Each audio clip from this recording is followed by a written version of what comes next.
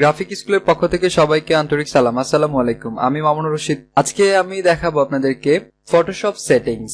Photoshop সম্পর্কে যদি আমরা কাজ করতে যাই সেক্ষেত্রে ফটোশপ সেটিংসটা আসলে জানাটা খুবই দরকারি, কারণ কোথাও কোনো প্রবলেম হলে সেটা আসলে যদি আপনি এটা ঠিক না করতে পারেন তাহলে পরে প্রবলেমে পড়বেন।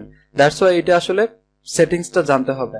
তো সেটিংসটা হচ্ছে, আমরা প্রথমে যাব মেনু বারে এডিট মেনু থেকে যাব প্রিফারেন্স থেকে জেনারেল, অথবা কিবোর্ডে শর্টকাট আমরা ইউজ করতে পারি কন্ট্রোল কে। ওকে, আমি জেনারেলটা ওপেন করলাম। তো আমি প্রিফারেন্সের মধ্যে যেগুলো অপশন আপনাদেরকে দেখাবো সেগুলো সচরাচর যেগুলো কাজে লাগে সেগুলো সম্পর্কে আলোচনা করব। আদারওয়াইজ অনেক অপশন রয়েছে এখানে, এত অপশন নিয়ে আসলে আলোচনা করা সম্ভব না। এজন্য যেগুলো প্রয়োজন, যেগুলো আপনার যখন কাজ করবেন তখন এগুলো প্রয়োজন হতে পারে, সেগুলো নিয়ে আলোচনা করব। আর অনেক অপশন রয়েছে, যখন আপনি কাজ করবেন তখন আস্তে আস্তে নিজে নিজে বুঝতে পারবেন যে কোনটার কি কাজ, কোনটার দ্বারা কি করতে হচ্ছে। ওকে, তাহলে দেখা যাক। এটা হচ্ছে প্রিফারেন্স সেটিংস।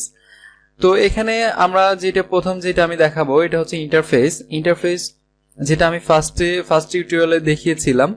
যেমন এটা হচ্ছে আমার colour theme dark, light, bright. হ্যাঁ, এটা জাস্ট আপনি আপনার প্রয়োজন মতো এটা চেঞ্জ করতে পারবেন ভিউটা। ওকে, আমি ডিফল্ট অবস্থায় যেটা থাকে সেটা রাখলাম। দেন নিচে যদি যেটাতে দেখা যাচ্ছে স্ট্যান্ডার্ড স্ক্রিন মোড, এখানে মিডিয়াম লেখা আছে, অথবা ডিফল্ট যদি করে দেই, এটা কি কাজ করে আসলে এটা সম্পর্কে একটু খুব বেশি ইম্পর্টেন্ট না, তারপর আমি একটু আলোচনা করি। ওকে, তো এটা সম্পর্কে জানতে হলে আমাকে প্রথমে একটা নিউ ডকুমেন্ট নিতে হবে।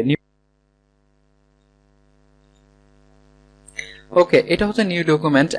আমি প্রিফারেন্স ইন্টারফেসে এখন। ওকে, তো এখন আমরা যেটা দেখতে পাচ্ছি, এইটা যেটা মোডে রয়েছে এটা হচ্ছে স্ট্যান্ডার্ড স্ক্রিন মোড বলে। ওকে, তো স্ট্যান্ডার্ড স্ক্রিন মোডে এখন দেখতে পাচ্ছি যে আমরা এখানে কোনো কালার নাই, ড্রপ শ্যাডো লেখা আছে, এখানে ডিফল্ট। ওকে, আমি এখানে একটা কাস্টম একটা কালার সেট করে দিই, তাহলে আমরা দেখতে পাচ্ছি যে ব্যাকগ্রাউন্ডে একটা কালার চলে এসেছে। ওকে, এখান থেকে আপনি শুধুমাত্র কাস্টমস না, এখানে সিলেক্ট কাস্টম কালার থেকে আপনি যে কোনো কালার এখানে আপনি পিক করে এখানে দিতে পারেন। এটা আপনার হচ্ছে শো করছে স্ট্যান্ডার্ড স্ক্রিন মোড থাকা অবস্থায়। ওকে, এটা চাইলে আপনি নান করে দিতে পারেন। ওকে, এবার হচ্ছে দেখি কি করে হচ্ছে ফুল স্ক্রিন উইথ মেনুতে থাকে এটা।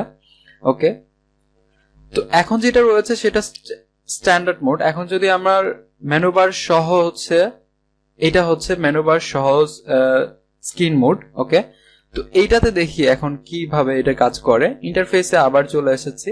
এখন দেখেন আমি যদি এটাতে কালার দেই তাহলে এটাতে এখন কাজ হবে। এখন দেখেন আমার এই যে ডকুমেন্টটা এটা কিন্তু এখানে তখন ছিল, এখন এটা ফুল স্ক্রিন মোডে রয়েছে, এজন্য এটা এইভাবে নেই, এটা টোটাল ফুল স্ক্রিন মোড। ওকে, এইভাবে আপনি এটা চেঞ্জ করতে পারেন। দেন সেম ওয়েতে আমি যদি এটা টোটালি হচ্ছে ফুল স্ক্রিন করে দেই, তাহলে দেখেন আমি যদি ফুল স্ক্রিন করে দেই, এখন এখানে ফুল স্ক্রিনের কালারটা এইভাবে করতে পারেন। তো এটা আলাদা আলাদা অপশন রয়েছে এখানে, তিনটা স্ক্রিন মোডে আপনি চাইলে তিনটা স্ক্রিন মোডে আলাদা আলাদা কাজ করতে পারবেন। ওকে, আমি স্ক্রিন মোড গুলো কিভাবে চেঞ্জ করছি, শুধুমাত্র কিবোর্ডের এফ প্রেস করে আমি এটা নিয়ে এসেছি। ওকে, এখন এটা দেখলাম। আমরা এখন নিচে একটু দেখবো যে এটা কি, অটো কালারস আইকনিক প্যানেলসটা হচ্ছে এইটা, এই পাশে যেটা ফ্লোটিং প্যানেলের পাশে যে প্যানেলটা, এটা হচ্ছে আইকনিক প্যানেল বলে। তো এটা আসলে কি কাজ করে আমরা দেখবো। এখন এটা আনচেক করা রয়েছে। ওকে, আনচেক করা অবস্থায় দেখি আমরা এটা কি কাজ করে। আমি যদি এই প্যানেলটা, হিস্টোরি প্যানেলটা যদি আমি এটা ওপেন রেখে যদি কোনো টুলে আমি ক্লিক করি, সেক্ষেত্রে দেখতে পাচ্ছি যে আমরা হিস্টোরি প্যানেলটা এখানে রয়ে গিয়েছে। ওকে, এখন আমরা জাস্ট এটা চেক করে দেখব। এটা আমি এখন চেক করে দিয়ে ওকে করলাম। এখন আমি এটা হিস্টোরিটা অন রেখে এখন যদি আমি কোনো এখানে টুল সিলেক্ট করি, তাহলে কিন্তু আমার এটা অটোমেটিকলি কিন্তু এটা ভিতরে চলে যাচ্ছে। ওকে, তো এটার কাজ জাস্ট এইটাই, আসলে এগুলো খুব একটা বেশি কাজে লাগে না। তারপর যেটা দেখতে পাচ্ছি যে ওপেন ডকুমেন্ট, আচ্ছা এটা একটু কাজে লাগে, এটা সম্পর্কে একটু বলতে হবে যে ওপেন ডকুমেন্টস অ্যাজ ট্যাবস এটা কি জিনিস। আচ্ছা, এটা এখন চেক করা রয়েছে। এখন চেক থাকা অবস্থায় আমি যখন একটা ওপেন ডকুমেন্ট ওপেন করব, তখন আমরা দেখতে পাচ্ছি যে এখানে একটা ডকুমেন্ট ছিল, এখানে আরেকটা ডকুমেন্ট ট্যাব আকারে চলে এসেছে। ওকে, ট্যাব আকারে এটা আসে নাই। ওকে, এখন আমি যদি এটা আনচেক করে দেই, দেখেন এটা আনচেক করে দেওয়ার পর যদি আমি নতুন কোনো একটা ডকুমেন্ট এখানে নিই, তাহলে দেখেন এইভাবে একটা উইন্ডো আকারে চলে আসবে, ট্যাব আকারে আসবে না, এটা উইন্ডো আকারে চলে আসবে।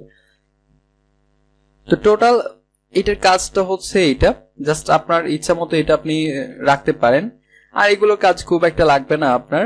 ওকে, আমি একটু প্রিফারেন্সে, আচ্ছা প্রিফারেন্স লাগবে না তেমন একটা। এখানে দেখেন এটার একটু প্রবলেম করে সবাই, যে কার্সরটা অনেক সময় আমরা দেখি যে পেইন্টিং এর সময় যখন কার্সরটা অনেকের এরকম হয়ে যায় যে ভাই এরকম হয়েছে কেন। তো এটা হচ্ছে জাস্ট এখানকার কারণে যে এখানে অনেক সময় সেটিংসটা যখন চেঞ্জ হয়ে যায় তখন এরকম এখানে আইকনটা চেঞ্জ হয়ে যায়। হ্যাঁ, তখন আমরা অনেক সময় হয়তো বুঝতেও পারি না যে নিচে যে এটা কেন হয়েছে। ওকে, এই জন্য এটা আমি দেখালাম। ট্রান্সপারেন্সি কিছুটা দরকারি। দেখেন ট্রান্সপারেন্সি যে কেমন এটা ব্যাপার, আমি যদি আমার এটা রেড না, আমি যদি লাইট করে রাখি, দেখেন আমি এখন জাস্ট একটা নিউ ট্যাব ওপেন করে আমি এখান থেকে ট্রান্সপারেন্ট, এটা সম্পর্কে আমি অবশ্যই একটা টোটাল একটা ভিডিও বানাবো। ওকে, তো ট্রান্সপারেন্ট আমি যদি করি এটা এরকম শো করছে। ওকে, এখন জাস্ট এটার কালার যদি এখান থেকে আমি ট্রান্সপারেন্সি চেঞ্জ করতে চাই, তো ট্রান্সপারেন্সি কালার এখানে ইচ্ছা মতো আমি দিতে পারবো, এন্ড চাইলে এখান থেকে কালার পিক করে আমার পছন্দ মতো এখানে আমি কালার শো করাইতে পারবো। ওকে, এন্ড ভিতরে যে গ্রিড গুলো রয়েছে সেই গ্রিড গুলো আমি চাইলে ছোট করতে পারবো, বড় করতে পারবো ইচ্ছা মতো। ওকে, আমি তাহলে আরেকটা নিউট্যাব নিই, দেখেন এটা কালারটা টোটালি চেঞ্জ হয়েছে। তো এটার কাজ হচ্ছে এরকম, এগুলো আসলে জাস্ট ফান, আসলে খুব একটা এগুলো কাজে লাগবে এমনটা না, তারপরও জেনে থাকা ভালো। এগুলোর কাজ ভিতর থেকে আছে, এগুলো পরে আমি দেখাবো। ওকে, এখানে গাইডের কাজটা যেটা হচ্ছে যে গাইডের কালার, সাপোজ এখন যে গাইডের কালারটা রয়েছে এটা হচ্ছে রেড কালার। ওকে, গাইডটা কি, আমি জাস্ট রুলার আমার এখানে নেয়া রয়েছে, এখানে দেখেন রুলার আছে। তো এই রুলারটা হচ্ছে কন্ট্রোল আর যখন আপনি প্রেস করবেন তখন এই রুলারটা এখানে থাকবে, এবং কন্ট্রোল আর যখন আবার প্রেস করবেন তখন রুলারটা চলে যাবে। ওকে, তো রুলারটা আছে এখান থেকে, রুলার থেকে আমি যদি এখানে মাউস দিয়ে ড্র্যাগ করে এখানে টানি, দেখেন আমার এইটা হচ্ছে গাইড। তো এই গাইডের কালারটা হচ্ছে রেড কালার, এন্ড এখান থেকে আমি চাইলে এই গাইডের কালারটা আমি এখানে চেঞ্জ করতে পারি। দেখেন আমার গাইডের কালারটা চেঞ্জ হচ্ছে এখানে। ওকে, জাস্ট এটা ফান। তারপর যেটা রয়েছে যে উপরে যেটা ছিল যে রুলারের ভিতর যে পিক্সেল, ইঞ্চ, সেন্টিমিটার, মিটার, এগুলো চাইলে এখান থেকে আপনি চেঞ্জ করতে পারবেন, ইউনিট থেকে চেঞ্জ করতে পারবেন, অথবা এখান থেকে আপনি ডান বাটনে জাস্ট রুলার উপর ডান বাটনে ক্লিক করে এখান থেকে আপনি এগুলো চেঞ্জ করতে পারবেন। ওকে, সেম জিনিস আসলে অনেক জায়গা থেকে এটা করা যায় এগুলো। তো মোটামুটি এটার কাজ হচ্ছে এরকম। আরেকটা কাজ আছে যেটা হচ্ছে জেনারেলের ভিতর। জেনারেলের মধ্যে আমরা যেটা দেখতে পারি, সাপোজ এখন আমারটা যেটা রয়েছে, আমি যদি জাস্ট মাউসের যেটা কার্সর রয়েছে এটা আমি যদি এরকম আপ ডাউন করি তাহলে আমার এটা zoom in and zoom out হচ্ছে। ওকে, এটা কেন হচ্ছে, এটা হচ্ছে এটার কারণে যে জুম উইথ স্ক্রল হুইল, এটা জাস্ট আমি আনচেক করে দিই, তাহলে আমি যতই মাউসের কার্সরটা ঘুরাই না কেন তাহলে এটা কোনো কাজ করবে না। সেক্ষেত্রে আমাকে অন্য ওয়েতে আসলে করতে হবে, সেক্ষেত্রে আমাকে কন্ট্রোল প্লাস অথবা কন্ট্রোল মাইনাস দিয়ে এটা আসলে zoom in and zoom out করতে হবে। তো সেক্ষেত্রে আপনি আপনার যেটা পছন্দ সেই হিসাবে এটা আপনি চেক অথবা আনচেক করে রাখতে পারেন। তো টোটালি মোটামুটি হচ্ছে প্রিফারেন্সের ব্যাপারটা এরকম। এর থেকে খুব বেশি আসলে জানার খুব বেশি দরকার পড়বে না। আর বাকি যেগুলো অপশন রয়েছে এগুলো যখন আপনি কাজ অনেকগুলো করবেন তখন টোটাল ফটোশপ সম্পর্কে জানবেন, তখন ধীরে ধীরে বুঝতে পারবেন যে কোনটার কাজ আসলে কিভাবে হচ্ছে। অনেক কিছু আছে যেগুলো আগে আসলে দেখালে সেগুলো পরে প্রবলেম হয়। তো মোটামুটি এইটাই প্রিফারেন্স সেটিং এ ছিল। সবাই ভালো থাকবেন।